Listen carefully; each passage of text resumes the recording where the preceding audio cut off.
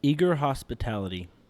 Yosef Akiva left Smalevich in the middle of the month of Av and wandered from town to town and through townlets and villages until he finally was in sight of his destination, the townlet of Krushta. It was a few days before Slichus when he stopped to spend the night at the house of a villager in the vicinity of Krushta.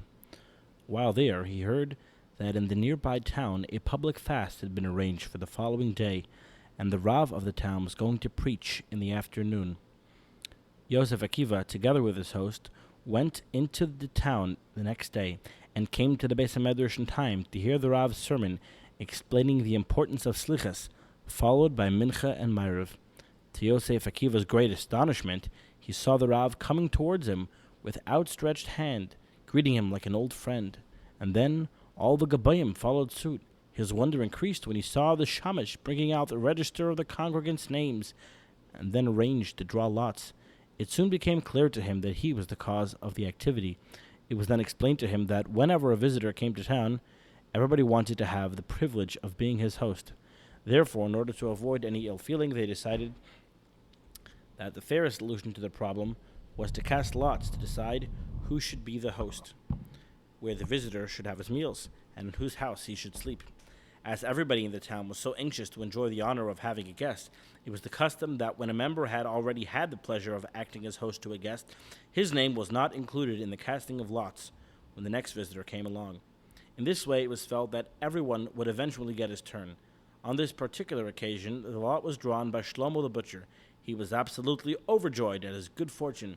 His face shone with a radiance as if he had found some precious stone, and everybody, including the Rav, came up to him and greeted him with a hearty mazel tov, as if the occasion were a really festive one. All this made a tremendous impression upon Yosef Akiva, as it was, to say the least of it, most unusual. Generally, he observed in other towns that whenever a visitor came along, unless of course he were some distinguished personality, one would wait for the next person to invite the guest.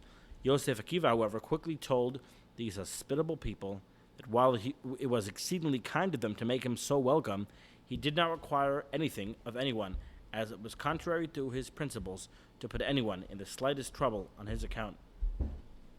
The butcher's face fell with disappointment.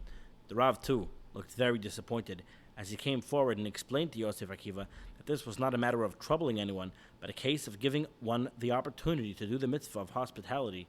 And whereas it was the duty of every Jew to seek and carry out this mitzvah, it was at the same time the duty of a guest to cooperate. It was a sort of joint mitzvah, as it required both host and guest to make it a reality. When the matter was put to him in this light, Yosef Akiva had no alternative but to accept the hospitality so warmly and sincerely offered him.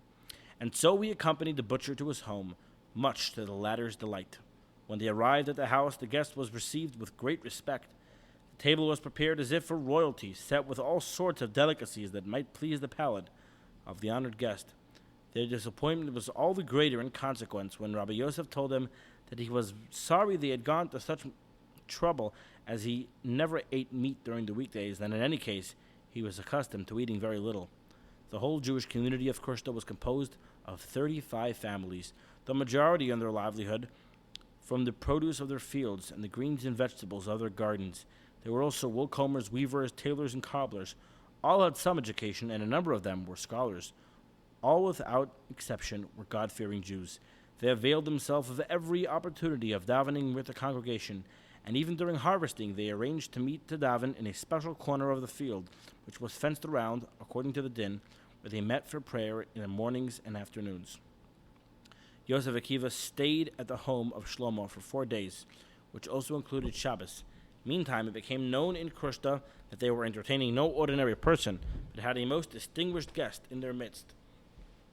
This matter of hospitality to visitors was no individual responsibility in Krushta.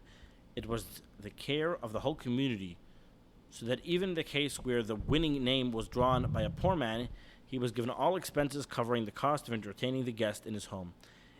It was therefore decided now to do all possible to persuade Yosef Akiva to remain permanently in Krushta. The Jewish community planned to find proper and comfortable accommodations for their worthy visitor. This was found at the home of the Chazan, Eliyahu Shmuel, who was given sufficient money to ensure that Yosef Akiva should have everything necessary to make him comfortable. During the 10 days of repentance, the Rav invited Yosef Akiva to conduct a shir, and all the congregation was invited to attend. They were all so favorably impressed with the vast scholarship of their guest that they asked him to establish a yeshiva in their town. The Rav, hearing that he was a widower, suggested to him that he marry his sister, who was a widow. Yosef Akiva agreed, and the wedding was arranged without delay. 4 years later, they were blessed with a son, whom they named Moshe Leib, after the genius of Traki, in whose yeshiva in Smolovich Yosef Akiva had studied. This Moshe Leib was the same who later became the son-in-law of Eliezer Ruvain, the smith of Dobra Mizl. 5 years later, Yosef Akiva became Rosh Yeshiva in Beshenkovich. He was by nature a very quiet man, a lover of solitude. Whenever he finished his lectures, he invariably betook himself to a corner of the Beis HaMedrash, where he learnt Torah quietly. He never joined the others at the table in their discussions, nor did he ever join them in their various celebrations. No one had ever seen him with a smile on his serious face, and certainly he had never been heard to laugh. When his son Moshe Leib became bar mitzvah, Yosef Akiva made no fuss about it, arranged no party. Moshe Leib delivered a speech, his pupil, in the yeshiva. His mother had brought some wine and cakes for those present, but his father did not partake of any of it. He asked the shamash to do the honors and see that the guest should have a drink and a bite.